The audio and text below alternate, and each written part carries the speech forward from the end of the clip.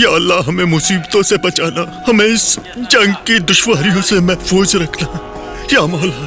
या मौला हमारे मुल्क की सलामती को बनाए रखना।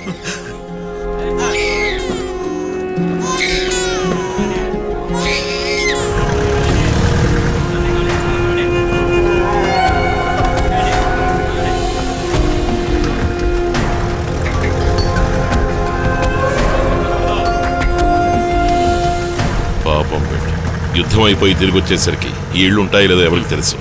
Yes sir. ఆ దేవుడికే తెలియాలి. Go check each and every home. Go come on. Yes sir.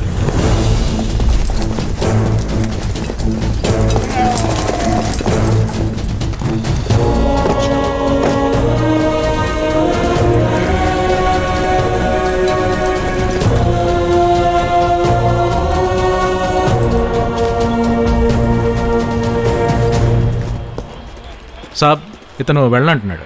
అబ్ క్యూ నహీ జా రహా? నేను అడిగాను సార్. దేశం విడిపోయినప్పుడే ఈ ఊరొదిలి వెళ్ళలేదు, ఇప్పుడు వెళ్తానా అంటున్నారు. 5 వేళలా నమాజ్ చేస్తూ మన విజయం కోసం అల్లాని ప్రార్థిస్తూ ఇక్కడే ఉంటానంటున్నారు. ప్రాణం అంటూ పోతే ఈ భూమి మీదే పోవాలని పట్టుబడుతున్నారు సాబ్. యుద్ధం ఎంత భీకరంగా ఉంటుందో తెలిసినప్పటికీ ఇక్కడి నుంచి వెళ్లకుండా పుట్టిన మట్టిని ప్రేమించిన వాడు దేశ ప్రేమికుడు అవుతాడు. ఆప్కా నామ్ క్యా హై బాబూజీ? रसूलुल्लाह. ఈయన ఇక్కడే ఉండనివ్వండి. ప్రొటెక్ట్ సాబ్. बाबू फायरिंग ज्यादा है तो हमारा बेस में आके रहना. खुदा आपको रक्षा करेगा.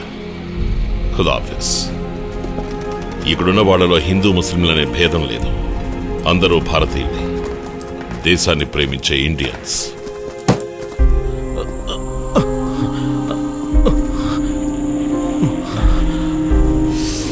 दर्द हो रहा है क्या? थोड़ा बर्दाश्त कर लो. రామ్ రామ్. Hello sir. ప్రతిరోజు రాత్రి ఎవాక్యుయేషన్ ఉంది సార్.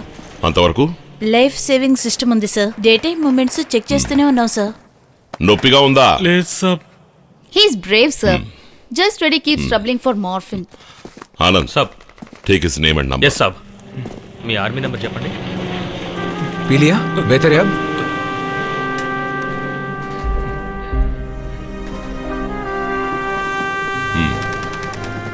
గ్రేట్.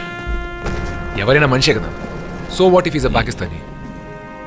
శత్రువు అన్న భావన యుద్ధభూమిలో మాత్రమే ఉండాలి, లేకపోతే ఈ ప్రపంచంలో ఎక్కడా ఉండలేం. కంపాషన్ అది మాత్రమే ఉండాలి. Yes sir. Keep it up. Thank you sir.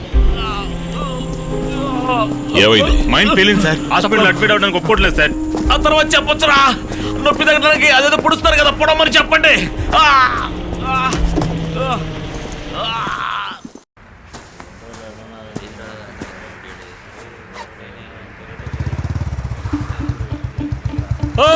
Letters వచ్చేసాయి.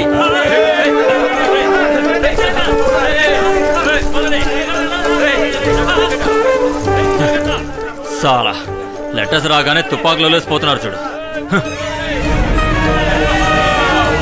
అయ్య బాబోయ్.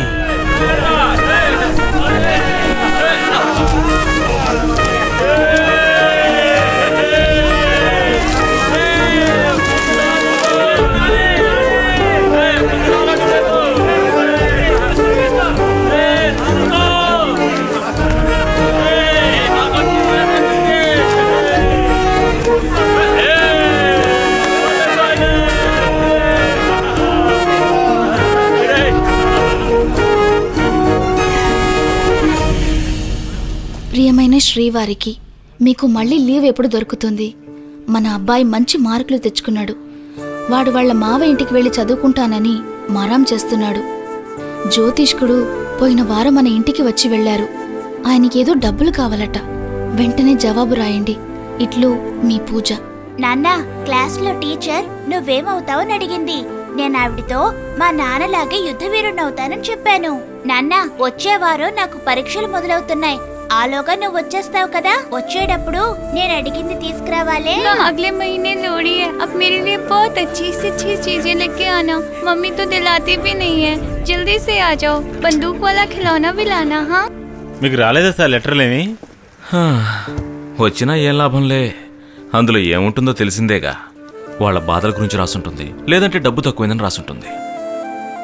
నన్ను ఆప్యాయంగా పలకరించేది మా అమ్మ ఒక్కటే సార్. కానీ మా అమ్మకు చదవడం రాయడం రాదు.